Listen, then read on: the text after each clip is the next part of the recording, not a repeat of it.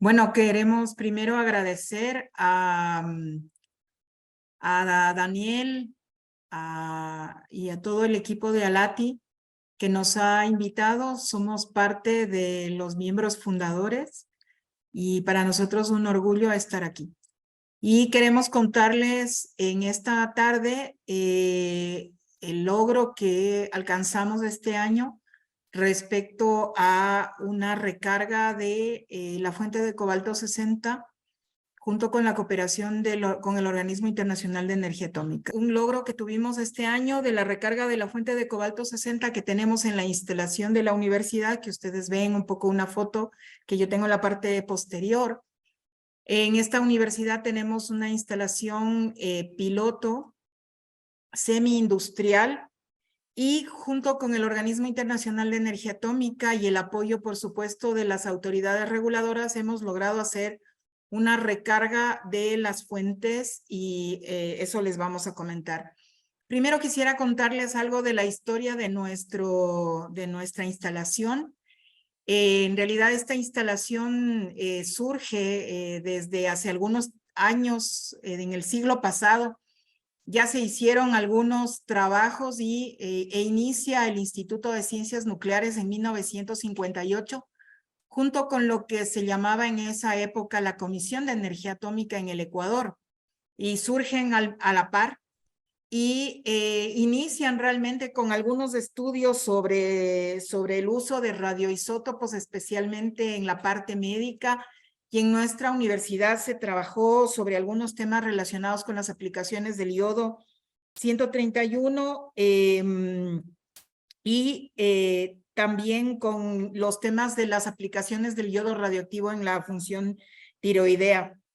Se incursionó en aplicaciones en agricultura y a raíz de ese desarrollo que se tuvo inicialmente en 1981, empieza ya la primera recarga, se hace una construcción, se hicieron unos acercamientos con Francia y hay una primera construcción en la década previa de una instalación que es justamente en la que estamos trabajando actualmente, y se hizo una primera instalación de material radioactivo de unos 20,000 curies.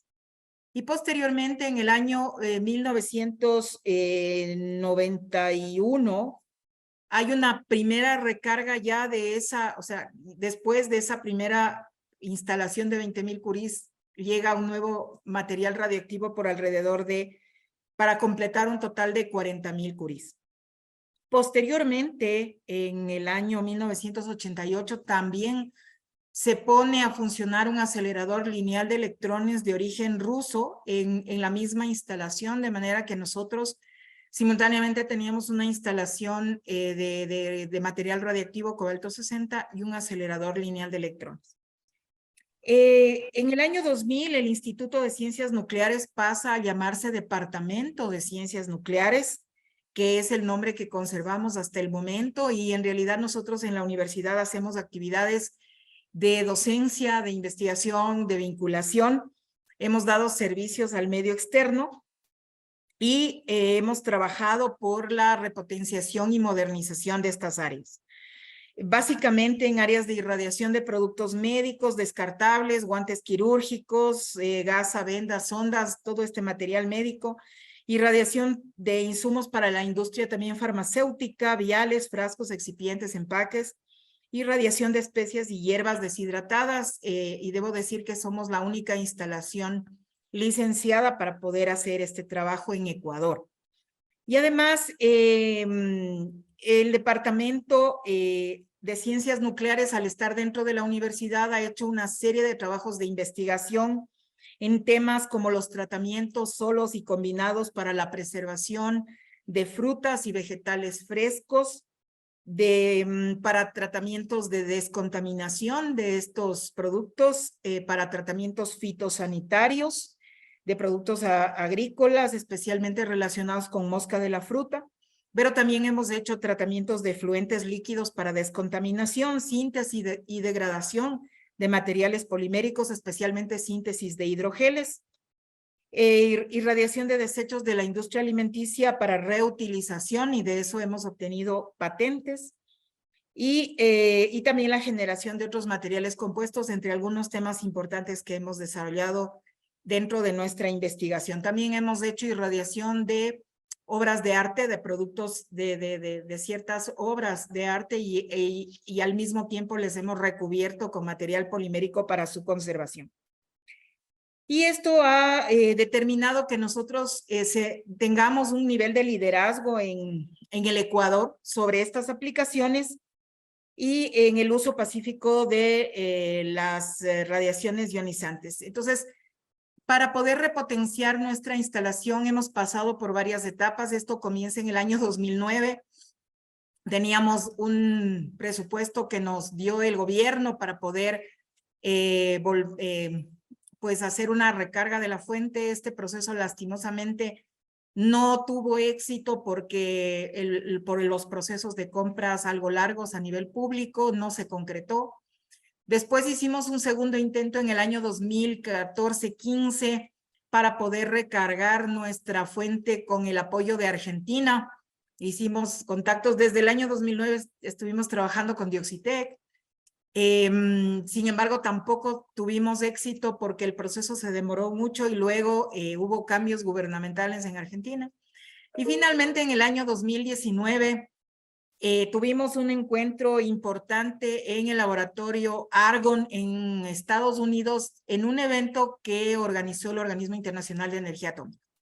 En este evento tuvimos un encuentro personal con Raúl Ramírez y pues trabajamos en la necesidad de que se recargara nuestra instalación. Con el apoyo de Raúl Ramírez y un proyecto interno asociado al Ministerio de Productividad, pudimos concretar la recarga de la fuente que se realizó en el año 2023 con una recarga que ha sido histórica, que no se había logrado hasta el momento, de 50,000 curis. Entonces le daría la palabra a Roque para que continúe un poco y nos cuente cómo ha sido este proceso. Roque. Ya, muchas gracias, doctora. Y buenas tardes con todos. Después del interesante resumen que la doctora Muñoz brindó, yo voy a hablarles de algunas especificidades de la parte operativa de la recarga. Pero primero quiero comentarles que nuestra instalación, es un irradiador piloto panorámico de almacenamiento húmedo.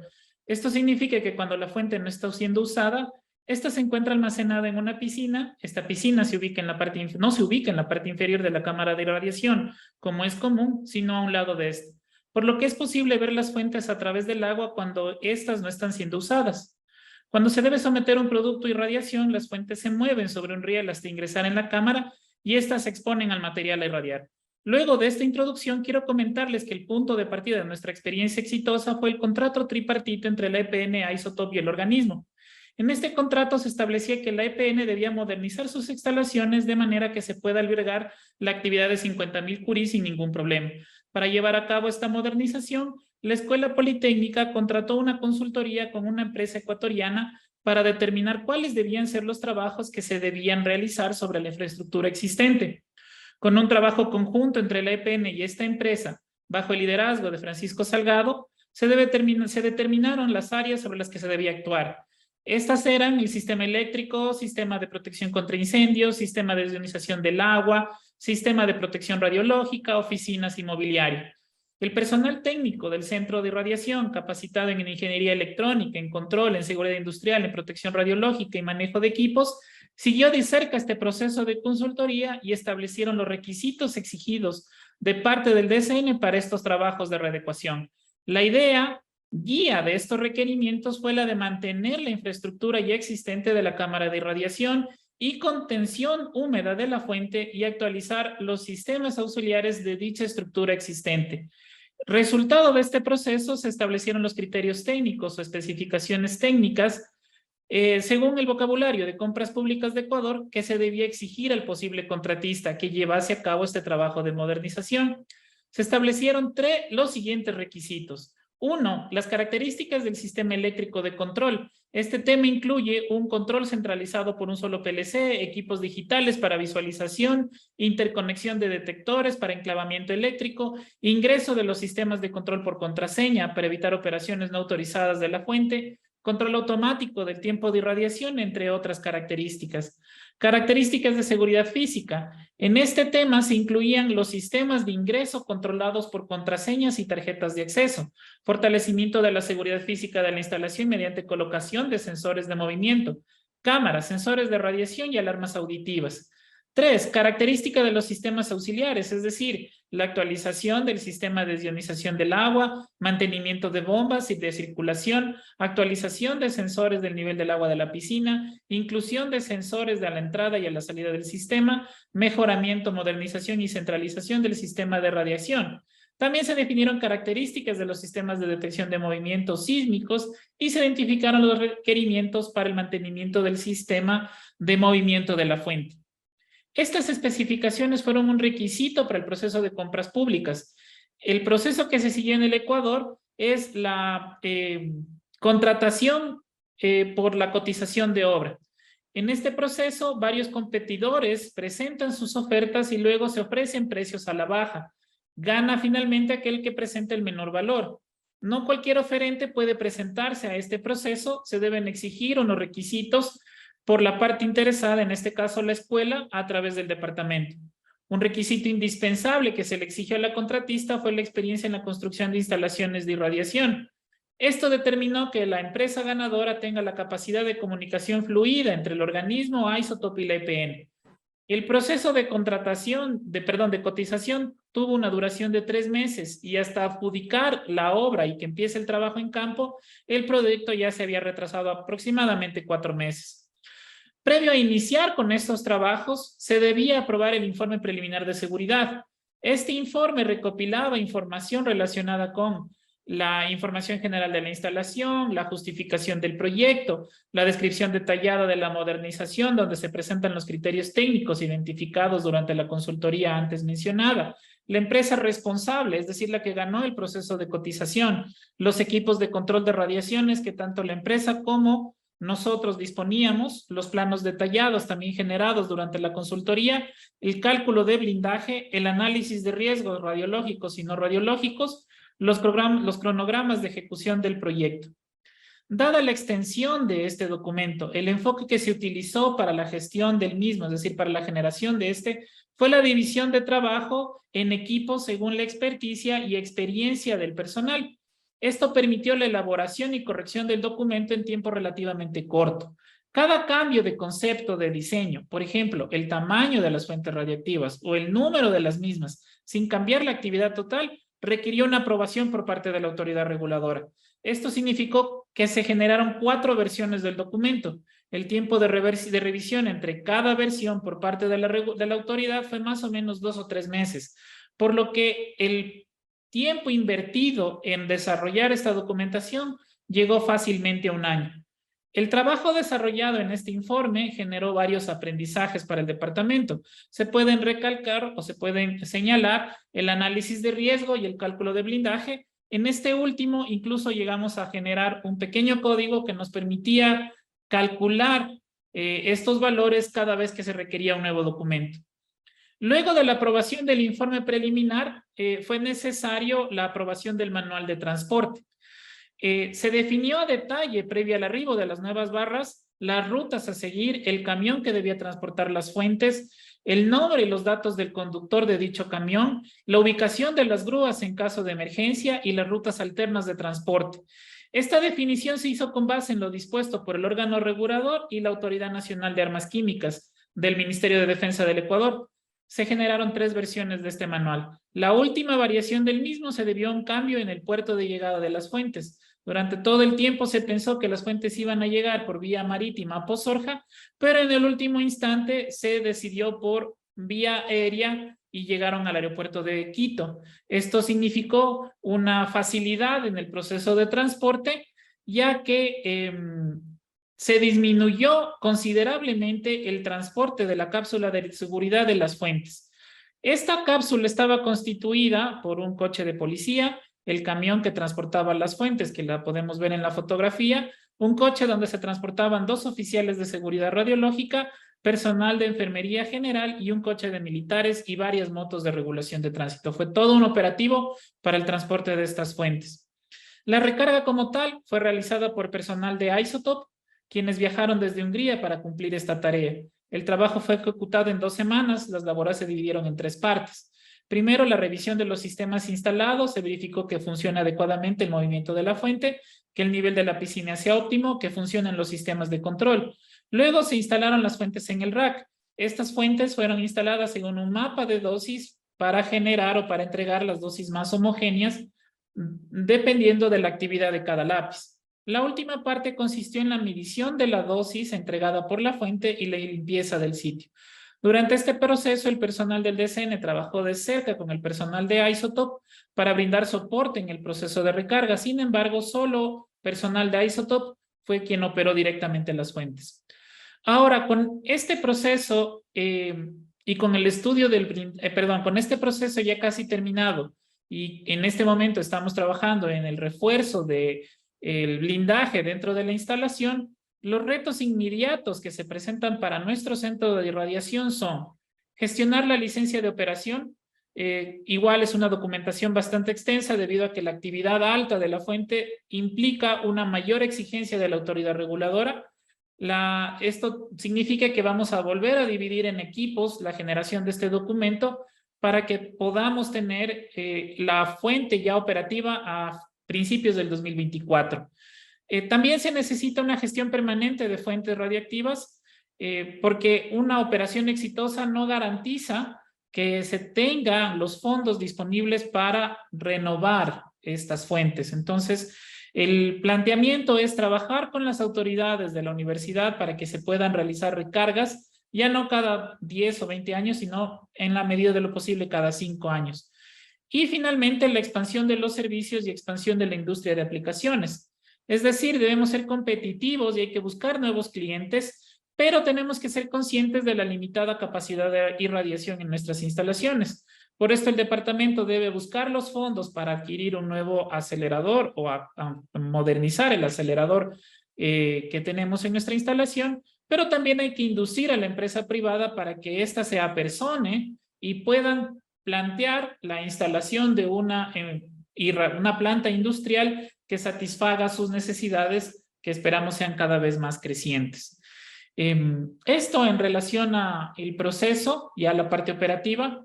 Y un resumen muy rápido, tal vez avancé demasiado rápido, si tienen algunas preguntas pueden realizármela a mi correo electrónico o a los correos que se detallan en la presentación.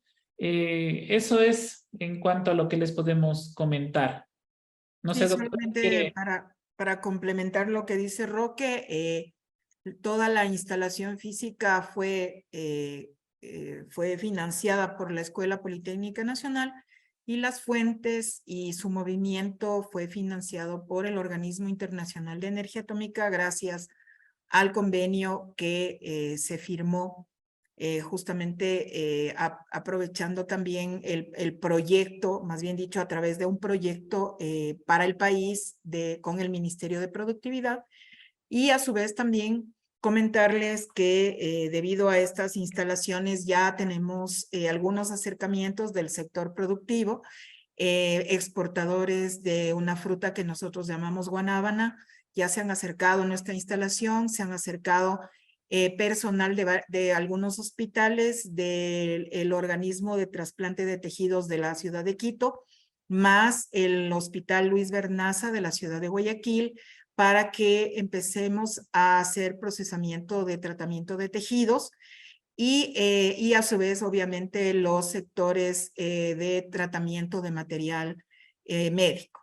Entonces, nosotros tenemos grandes perspectivas de todo el trabajo que podemos hacer con esta instalación repotenciada, más el trabajo de investigación que, por supuesto, siempre está para nosotros en primera línea, siendo nosotros pioneros y podríamos decir los más expertos a nivel nacional que nos dedicamos a ese tipo de investigaciones. Así que estamos listos para cualquier tipo de pregunta que nos quieran hacer o comentario. Muchísimas gracias.